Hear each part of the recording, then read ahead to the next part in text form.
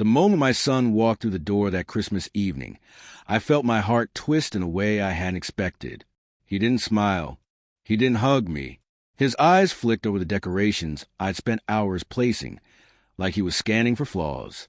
And his wife, Emily, stood beside him with her arms folded, whispering something under her breath that made his jaw tighten. I didn't know it then, but within the next hour, both of them would humiliate me so deeply that the only thing left to give back was revenge. I had been planning this night for months. As a retired mechanic, I'd saved every extra penny to surprise my son Michael with a BMW, his dream car. And for his wife, I bought a designer handbag she had once gushed about during a family gathering. I wanted this Christmas to be unforgettable in the best possible way. I didn't realize they had their own version of unforgettable planned. We sat down at the dinner table. The turkey still steaming, the smell of cinnamon and pine filling the room. I waited for them to settle in, but the tension was so sharp it felt like someone had shattered glass across the table. "Is this it?" Emily said suddenly, poking at the food with the tip of her fork. I blinked. "Is something wrong?" She exhaled loudly. "I mean, this is so basic. My family does 5-course dinners." "Not," she gestured at the table. "This." Michael didn't defend me. He didn't even look at me. He just muttered, "Mom, you could have tried harder." The words hit me harder than they should have. I forced a smile, swallowing the sting. "Well, I hope you like the surprise I have for both of you after dinner." Emily rolled her eyes. "Please don't tell me it's another knitted sweater." My hands tightened around my napkin, but I said nothing. I had raised my son better than this, or at least I thought I had. But the real blow came moments later when Emily's phone buzzed. She looked at the screen and began laughing. "Oh my God, Michael, look at this," she said, shoving her phone toward him. "Your mom's decorations look exactly like the ones on that budget decor TikTok page I showed you." Michael actually laughed. Dead accurate. They weren't whispering. They weren't hiding it. They were mocking me in my own home at my Christmas table. I felt something cold settle inside me.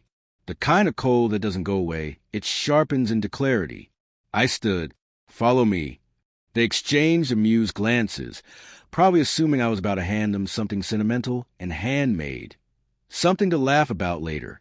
We walked out to the driveway. Under a tarp sat the BMW, freshly polished, gleaming even in the dim porch light. Emily gasped. Michael froze. "I bought this for you," I said. Michael's face lit up instantly. Emily suddenly looked impressed for the first time all evening. He stepped forward, reaching for the tarp. Before he could touch it, I stopped him with one sentence. But I changed my mind. They both snapped toward me. "What?" Michael's voice had suddenly lost all its coldness. I looked directly at him, really looked at him. The son I raised. The son who used to bring me hand-drawn Christmas cards. The son who used to beg me not to work late because he missed me. And now the man who mocked me at my own table. "I'm giving this to someone who actually appreciates me," I said. A flicker of panic crossed his face. "Mom, don't be ridiculous." "You sure?" I asked calmly. Because ridiculous is when your mother cooks you dinner and you insult her decor like a spoiled teenager. Emily stepped in. "You can't take back a gift. That's not how it works." "Oh, it is tonight," I said. I pulled out my phone, tapped a number, and within minutes my neighbor's teenage son, sweet kid, hard-working, saving for college, walked over. "Merry Christmas," I told him, handing the keys. "You earned this more than anyone." He went pale with shock.